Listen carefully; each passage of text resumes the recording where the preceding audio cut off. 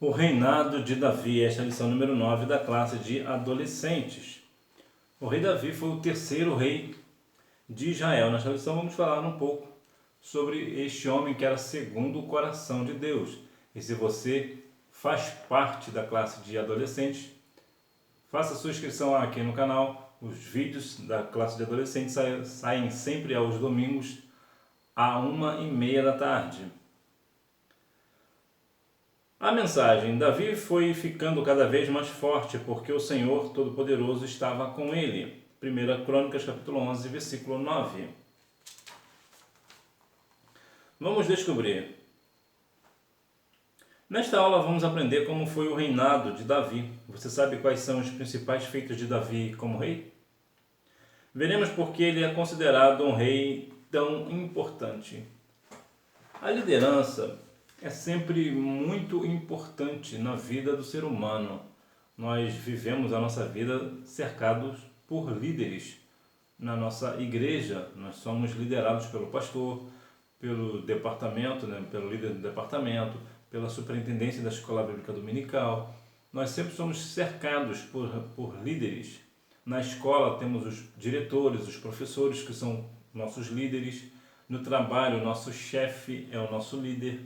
Então nós somos sempre cercados por líderes. No governo temos os governadores, senadores, o presidente da república, são nossos líderes. Então nós somos sempre cercados por líderes. E um dia, certamente, dependendo da vontade do Senhor, você também pode se tornar um líder. Você já pensou nessa possibilidade? É bom você pensar. E quanto o líder, qual a importância do líder? Vemos que Davi, ele teve muita importância e ele é muito importante como rei de Israel. Ele teve algumas situações que ele fez que teve muita relevância. E isto é muito importante quando o líder está realmente conectado com Deus, quando o líder está sempre na vontade de Deus, está obediente a Deus. Mas veremos que Davi, apesar de ser um homem segundo o coração de Deus, fez algumas coisas que não deveria. Hora de aprender as conquistas de Davi. Nesse período, Davi foi conquistando o apoio e a confiança das demais lideranças de Israel, inclusive dos antigos apoiadores de Saul. Por fim, ele foi coroado rei sobre todas as tribos de Israel. Assim, Davi fundou uma dinastia que permaneceu no poder por 425 anos aproximadamente. Fazer alianças. O que é fazer aliança? É o mesmo que fazer amizade, vamos assim dizer. Quando é uma aliança, é o mesmo que acordo. As políticas, de modo geral, no caso seria o presidente ou reis, ou primeiro-ministro, dependendo do país. Aqui no Brasil, é presidente da República, a maior autoridade do país. Então, quando este presidente da República faz boas alianças com outros países, com outros líderes, é bom. Quando ele faz boas alianças com pessoas, com governadores do país, também é bom. Por quê? Porque ele vai fortalecer a nação num todo. E foi exatamente isso que Davi fez. Ele fez alianças com pessoas que, inclusive, apoiavam Saul. Saul foi o primeiro rei de Israel. E vemos que Davi ele foi justamente buscar apoio também com os apoiadores de Saul. Então isso é importante quando nós temos alianças, temos acordos de pessoas que realmente têm o mesmo princípio que o nosso, os nossos mesmos valores. Isso faz com que nós vamos assim conquistar outras situações, teremos outras vitórias. Por quê? Porque como nós temos aliança, as pessoas vêm nos ajudar quando nós estamos precisando de ajuda. A conquista de Jerusalém. Entretanto, para Davi, a cidade de Jerusalém era essencial, pois era um lugar estratégico para ser a capital do reino. Devido à sua localização, tanto as tribos do norte como as tribos do sul seriam bem administradas a partir daquela cidade. Tu já observou onde está localizada a sua igreja? A sua igreja está bem localizada? Isto é, está perto, por exemplo, de onde passa o transporte público? Se ela está distante, então significa que ela está mal localizada. Ou seja, as pessoas têm dificuldade de chegar na sua igreja. Por quê? Porque a não ser que as pessoas vão com condução própria. Mas como de modo geral o serviço público, né, ônibus, trem, metrô, é que leva a grande massa para o trabalho e às vezes até mesmo para a igreja, como é que está localizada a sua igreja?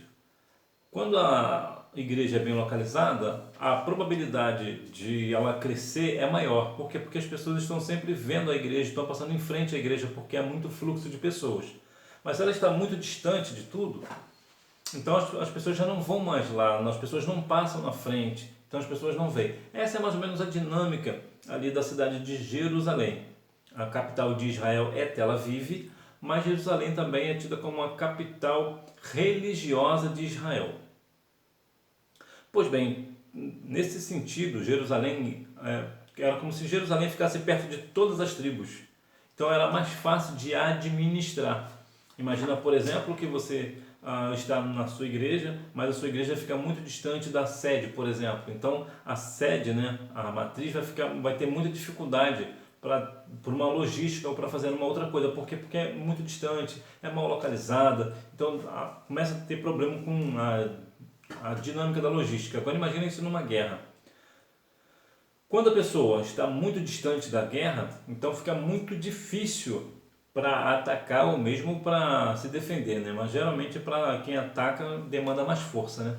Aquela pessoa que se defende tem mais fácil, vamos dizer assim, né? Porque está no próprio território, sabe onde está tudo, né? Então tem mais facilidade de se defender. Mas se for um ponto estratégico, melhor. Vou te dar um exemplo de ponto estratégico. Quando um lugar, isso aqui seria essencial, por exemplo, aqui no Brasil tem no Rio de Janeiro, tem um aeroporto, que é o aeroporto Santos Dumont, ele é muito próximo do mar.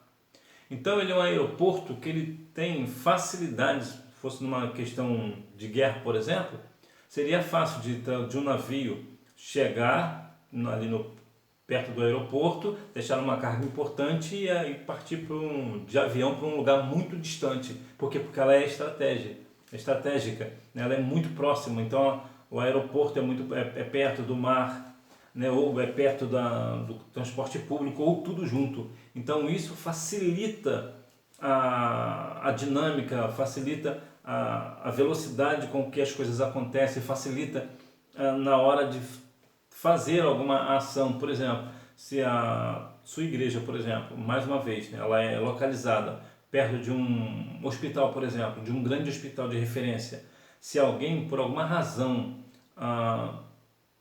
tem um problema na igreja, por exemplo, de saúde, essa pessoa vai ser socorrida muito rápida. Por que vai ser rápida? Porque como a igreja está localizada estrategicamente perto de um hospital, o socorro chegará mais rápido. Então é mais rápido de salvar uma vida. Então veja como a localização é importante, entre tantas e tantas outras coisas. Então aqui Jerusalém era uma cidade estratégica nesse sentido. O retorno da Arca da Aliança. O estabelecimento de Jerusalém como a capital do trono de Israel, bem como a unificação de todas as tribos compondo uma monarquia, foi uma das maiores realizações de Davi. Ou seja, ele conseguiu reunir todas as tribos para fazer uma grande monarquia. E só para lembrar, a Arca da Aliança significava a presença de Deus, ou seja, onde estava a Arca da Aliança, a presença de Deus também estava. Aqui é só para a gente ter uma noção da importância da Arca da Aliança. Outra grande atitude de Davi foram suas tentativas de centralizar a adoração do povo de Israel na capital. Seguindo seus intentos, Davi trouxe a Arca da Aliança para Jerusalém. Então veja que aqui, Davi fez algo certo de forma errada. O que ele fez certo? Querer trazer a Arca da Aliança para o centro de Jerusalém, para que assim as pessoas, os cristãos, vamos assim dizer, né, cultuassem a Deus ali mesmo, não precisava de ir para outros lugares. Isso ele fez certo, mas o que ele fez errado foi a forma de transportar a Arca da Aliança. A Arca da Aliança precisava vir nos ombros dos sacerdotes e não nos carros de boi como fez Davi. Então, a importância para que às vezes as pessoas, isso vai nos trazer um entendimento de que às vezes nós fazemos algo certo, queremos fazer algo certo, mas de forma errada.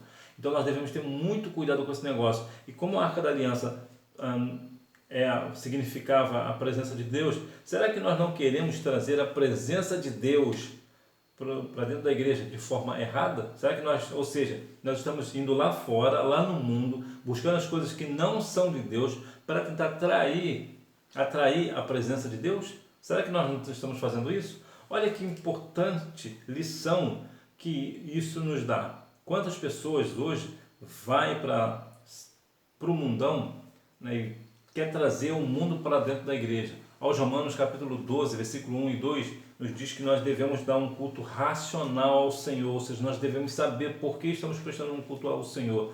Então, quando nós estamos prestando um culto ao Senhor racional, por que eu vou trazer algo irracional do mundo? É por isso que a Bíblia diz lá no versículo 2, mas transformai-vos segundo o vosso entendimento. Ou seja, nós vamos prestar um culto ao Senhor, trazer coisas para o templo, realmente coisas da parte do Senhor. É um culto racional e não fazer de qualquer maneira. Então nós devemos ter muito cuidado.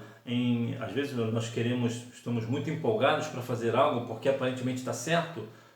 Aparentemente pode até estar certo, mas a forma está errada.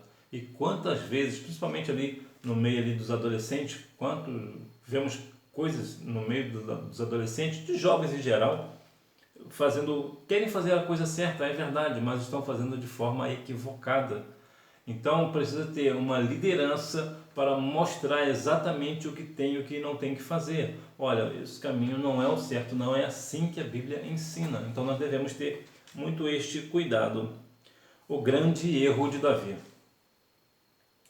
Havia um período em que os reis saíam para guerrear. Nesse período, Davi preferiu ficar em seu palácio e enviou o general Joabe em seu lugar. No palácio à tarde, após um cochilo, Davi passeou pelo terraço, viu Batseba e quis tomá-la para si, mesmo tendo sido informado que ela era uma mulher casada. Mesmo sabendo de que isso era um pecado, ele mandou chamá-la e deitou-se com ela. Então vemos aqui alguma sucessão de erros. Primeiro que o rei enviou uma outra pessoa no seu lugar. Ele deveria ter ido. Então já começa o primeiro erro aqui. Então veja que mandou um general no lugar dele. Aí ele já ficou no palácio, que o palácio é um lugar de moradia.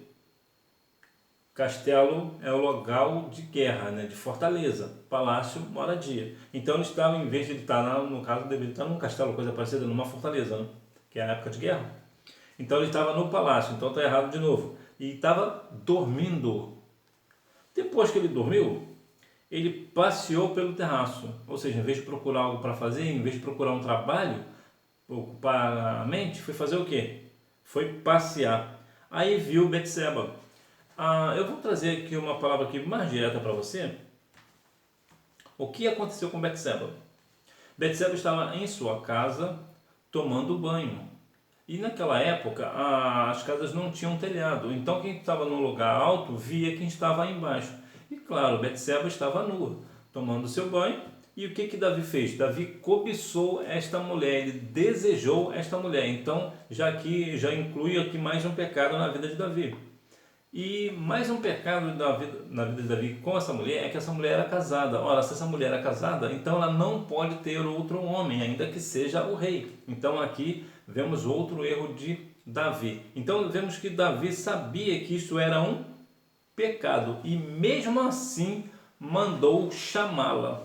Então veja aqui a sucessão de erros de Davi. Davi adulterou com uma mulher casada. E mais do que isso, essa mulher casada era a mulher de Urias, que era braço direito de Davi. Era um homem de confiança de Davi. Então Davi traiu o seu amigo.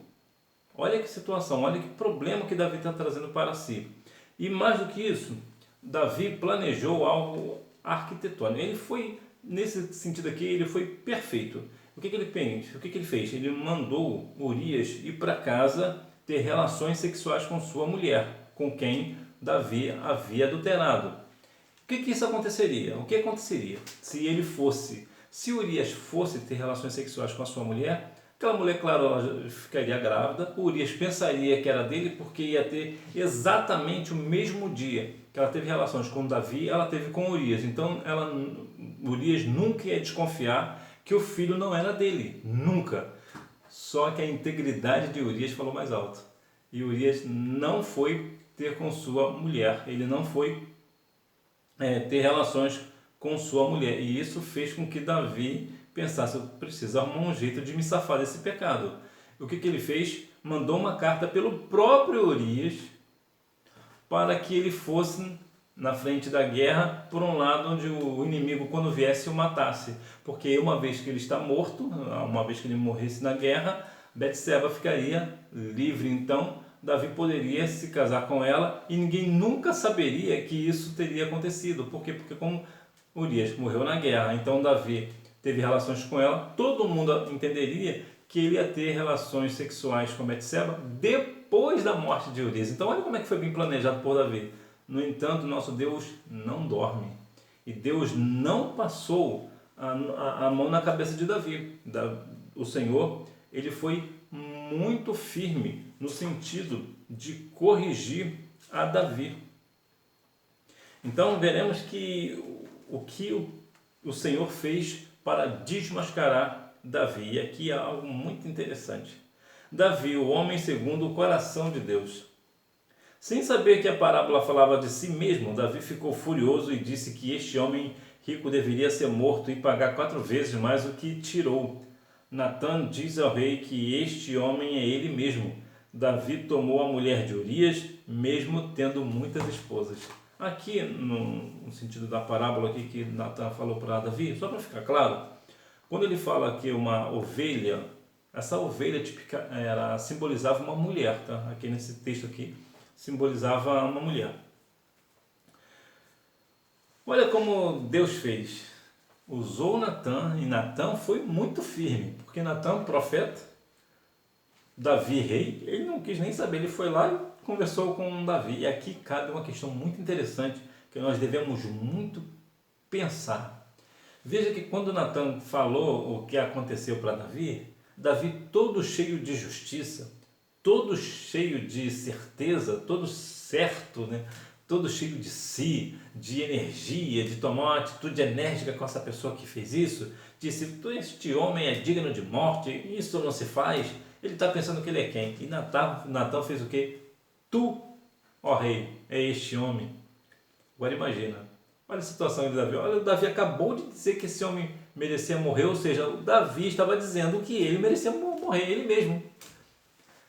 Ou seja, ele tropeçou em suas próprias palavras. O que isso significa para nós? Significa o seguinte: a igreja, sim, nós somos salvos na pessoa de Cristo para anunciar o pecado ao mundo. Nós devemos corrigir o povo, falar que isso é pecado, aquilo é pecado. Nós estamos aqui para isso.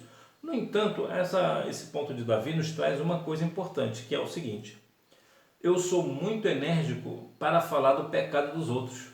Eu quero que essa pessoa morra. Quem faz isso tem que morrer. Quem faz aquilo tem que tomar essa punição. Mas quando sou eu que estou em pecado, e quando sou eu, aí o negócio muda de figura. Aí eu não quero ser tão enérgico. Então nós devemos ser sempre sensatos. Nós devemos ser justos no nosso julgamento. Como diz lá em João 7,23, né?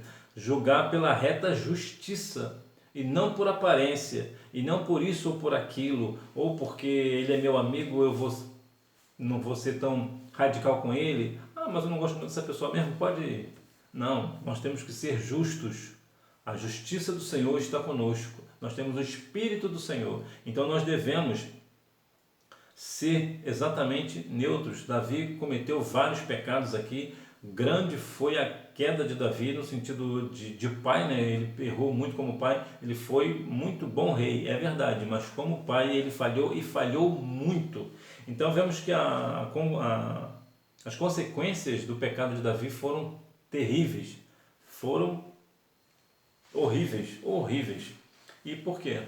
Porque desejou pecar com uma mulher. Essa mulher também, ela também não dá para passar pano nela, né? Ela também está errada, porque ela também foi se deitar com o rei, ela não deveria. Mas aqui cabe o seguinte: Davi era rei, era um homem de autoridade, então a responsabilidade era dele, e não por ele ser rei, mas por ele ser um homem de Deus. Não por ele ser rei, não por isso, mas por ele ser rei, ou por ele ser ungido de Deus, por ele ter sido escolhido do Senhor. Então a responsabilidade era de Davi. Davi deveria fazer o quê? Desviar o olhar, já que ele fez algo errado, que foi ver uma mulher tomando banho, então o que ele tinha que fazer? No mínimo, desviar o olhar e procurar o que fazer. Que aí sim, passou, tem o olhar, vou trazer aqui para você que é um adolescente, numa situação específica, você está passando na rua, por exemplo, passa uma mulher seminua, ou dependendo do caso, até mesmo nua, aquela sua primeira visão, você não tem culpa de olhar à primeira vista. Você olhou, a pessoa está vindo de frente para você, é impossível você não olhar.